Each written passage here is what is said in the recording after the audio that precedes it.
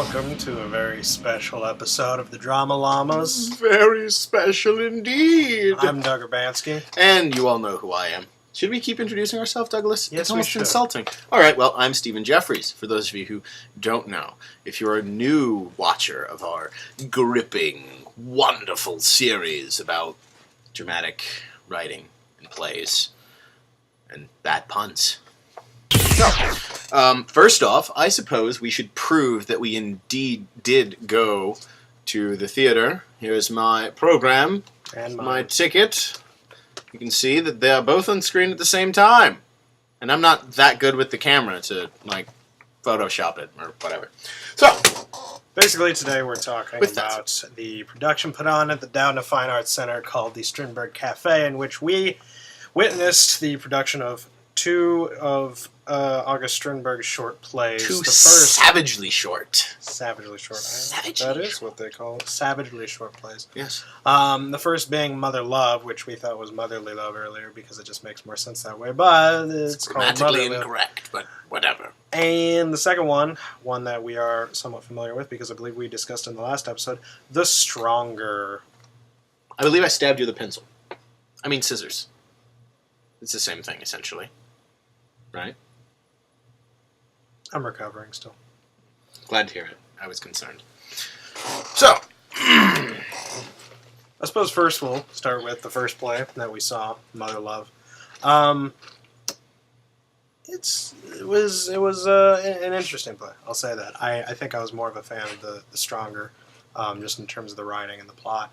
But let's try and recall what the plot was of Mother Love. I believe it starts out.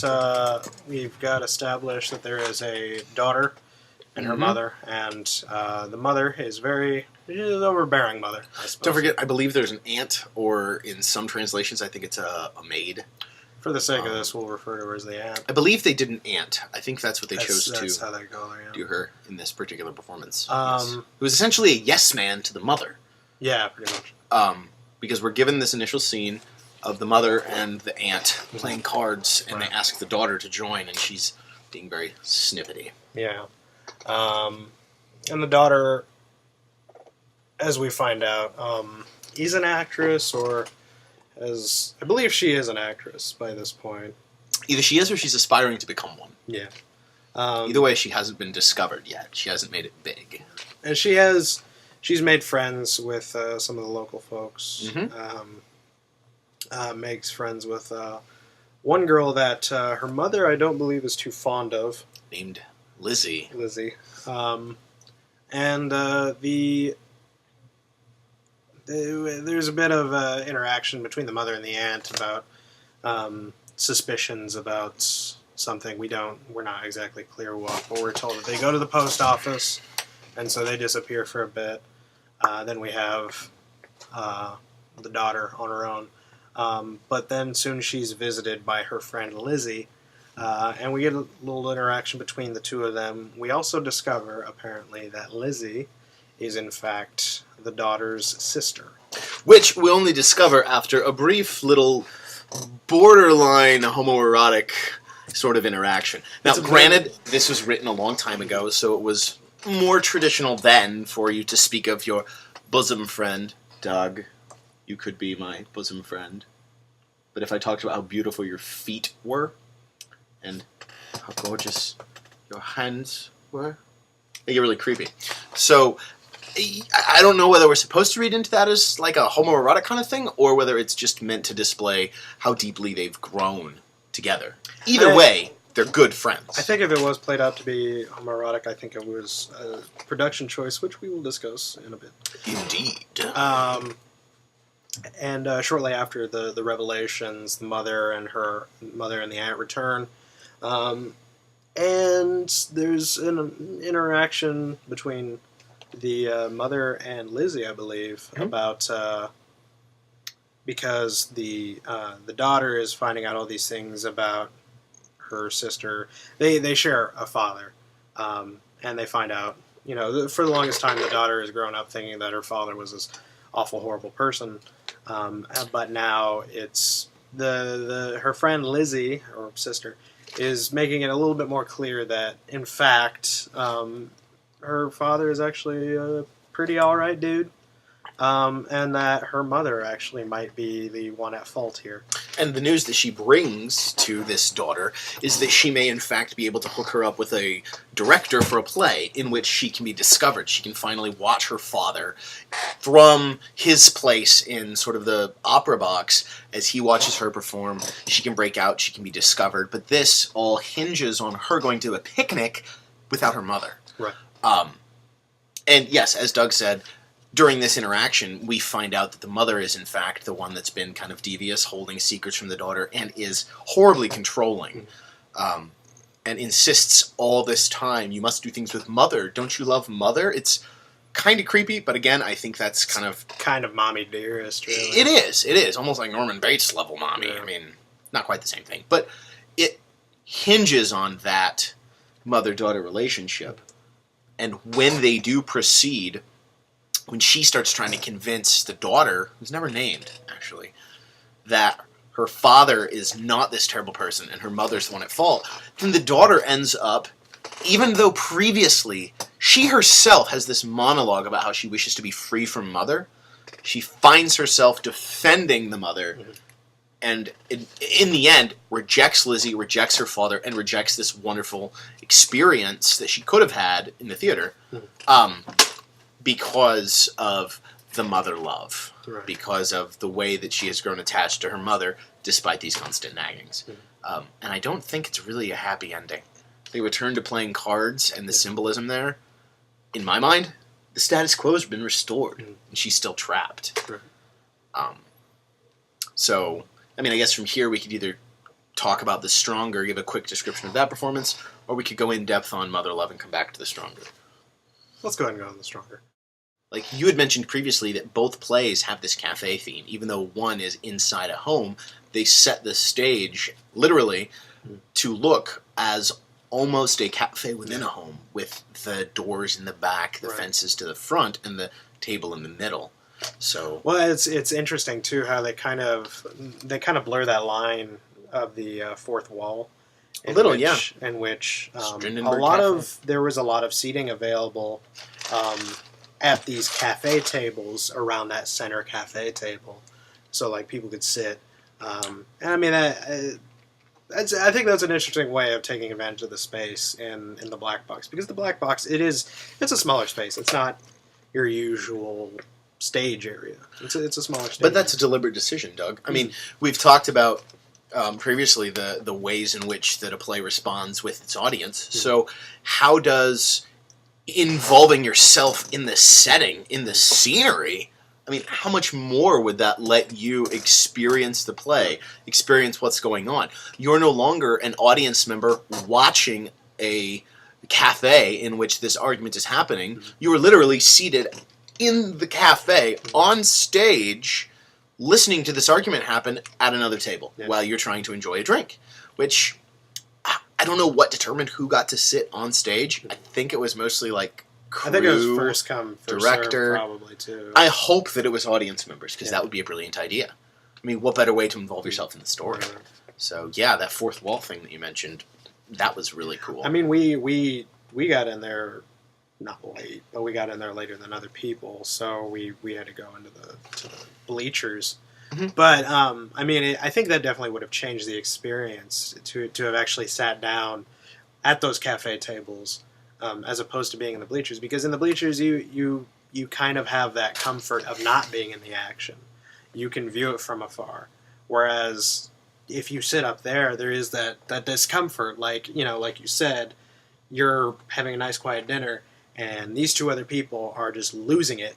Or not losing it, but like one person's losing it on the other person. So yeah, it's just interesting how they made that deliberate decision to kind of like have the audience and put one half on stage essentially, and the other half in the back, and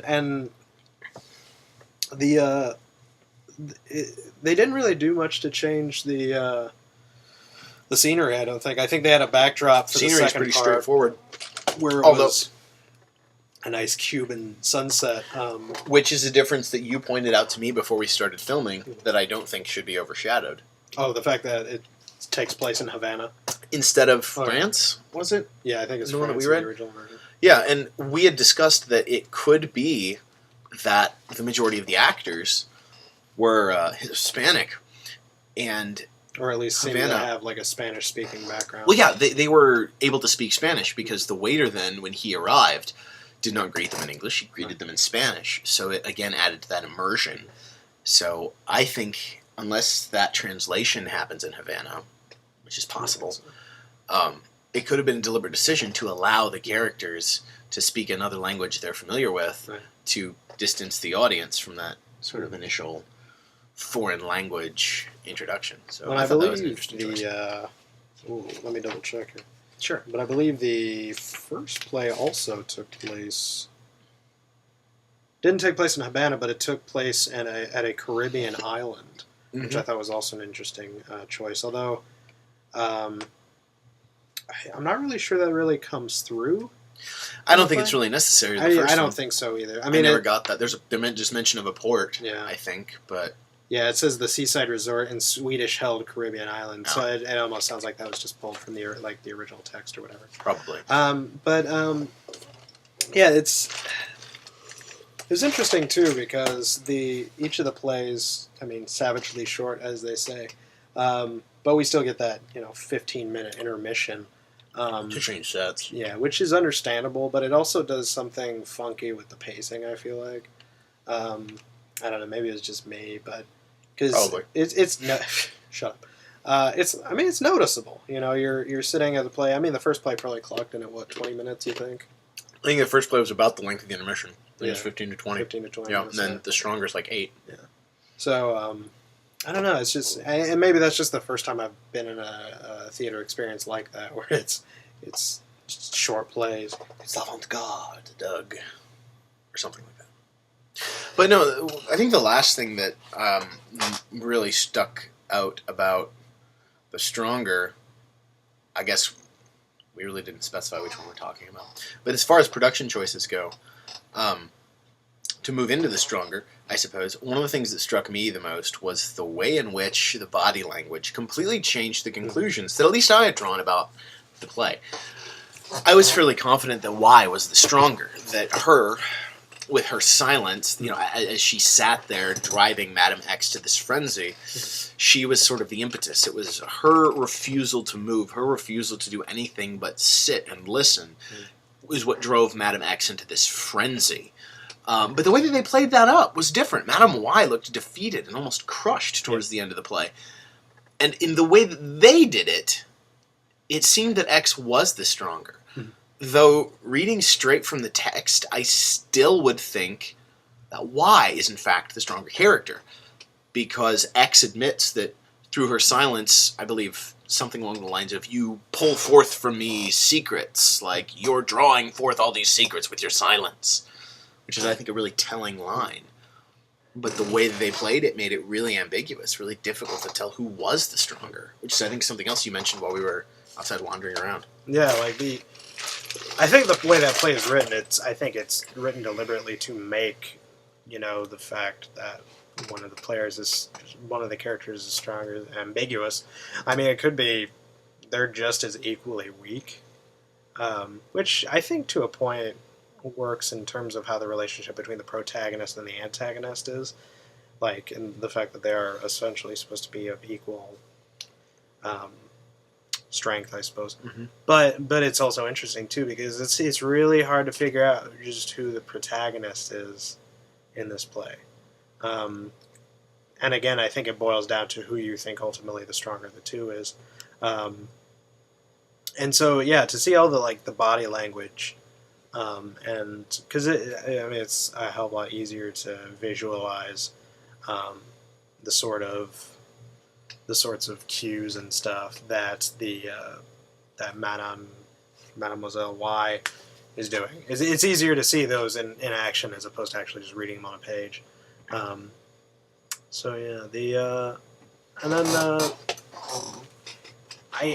I feel like they made Madame X a lot flashier. Oh, absolutely. in this, which She even goes out of her way to primp her hair upon entering the stage when she sees her rival, right. which sort of insinuates this deliberate flashiness, like she's showing off. Which is, again, why I think Y might even be the stronger, because X feels a need to show off. It's almost this desire to prove to herself. Yeah. Who's she talking to when she says, I'm the stronger? Is she trying to convince herself? Because that's kind of how I took it. But you're right. Their production choices did make it more ambiguous, and it was very interesting to see it played out as opposed to reading it on paper. Because, I think you could even argue that Madame X is the stronger. Not necessarily for the same reasons that she believes that she's the stronger, but just the fact that she is aware of the sort of copycatting that she does of Y. Yeah, she admits that she's a clone, essentially. So, it's very intriguing. Mm-hmm. So, reflecting, what did this bring about? What sort of epiphanies were you struck with, Doug? Well, again, thinking about that whole... the relationship between the protagonist and the antagonist, and just trying to think of who the protagonist or the antagonist is. I think in both plays you could argue that they sort of shift, or at least in the first one. Like I said, in the second, in the Stronger, I think it's still hard to tell. But in Mother Love, I feel like at first we are supposed to sympathize with the daughter. Yeah. But then I find it that we're almost sympathizing with the friend. We're almost sympathizing with Lizzie at one point later, because she's trying to help the daughter. Well, keep in mind, I don't think protagonist or antagonist is determined necessarily by who you're sympathizing with. That's a good point, actually. And Lizzie is only briefly on the stage. I would see Lizzie almost as more the pivotal character. She's the one that comes in and introduces the change into Liza's life that causes her to have to make a decision. Like, she's the impetus for this turmoil that gets the daughter thinking and gets her to the point where she's willing to accuse her mother of something. So, I feel I have to disagree a little bit. I do think that she's the protagonist, and the mother would be the antagonist because she's kind of holding her back. And I think this is just one of those plays where you have to look at it and go, oh, that sucks. She lost. Yeah. Like, the team we're rooting for failed to make the touchdown. She went back to status quo and forward motion stopped. So I think in the end it's just a sad ending. Well, it's interesting too, because then there's the idea of the static character, which really experiences no change whatsoever. Which I don't think the daughter necessarily is a static character. Yes, she's kind of at the same point that she was at the beginning, but there is this sort of rising and falling of her character, I suppose. Well, she sort of discovered something about herself. Yeah. She and the audience along with her discovered that she holds her mother more dear than even she thought. Yeah. Which is sort of, I think, a discovery that lends itself to her credit. It's not just static. It's not boring and unchanging. Well, we talked a little bit about premises earlier. I think the premise that I suggested for Mother Love is something like overprotection staunches growth. Yeah, or stunts growth, or development, something like that, or something along those lines. Where basically, the mother is overprotecting, and in that she sort of limits how far her daughter can go, because it sounds like her daughter has a very promising career as an actress. Or would. If her mother wasn't just so overbearing. But with the Stronger, I think it's a little bit harder to come up with a premise, because again, it kind of lies in that ambiguity of who is the stronger, who are we rooting for, who are we... Well, I think to bring it back to what we've gotten out of this, I think one of the interesting things is that the premise doesn't have to be obvious. Right. It doesn't have to slap you over the head. Right. You don't have to flat out say, here's my antagonist, here's my protagonist. You can let that develop and sort of simmer almost, and play with that idea and make the audience wonder, who exactly am I on boat with? Whose side am I on? And I think that ambiguity and that equal tension, as you said, antagonist protagonist equal strength. The fact that people don't know who to side with kind of breeds its own level of thinking, because that forces you to take it a step further. So I think it's really interesting that even though the premise should be there and should be strong, especially in seeing the way The Stronger was played out, I think it says a lot about the way you build a conflict and the way you let it play itself out, rather than beating your audience over the head. Right. So, if there's nothing else you can think of, Douglas, I believe we have come to the end of this. And I think that's a sign that we should cut.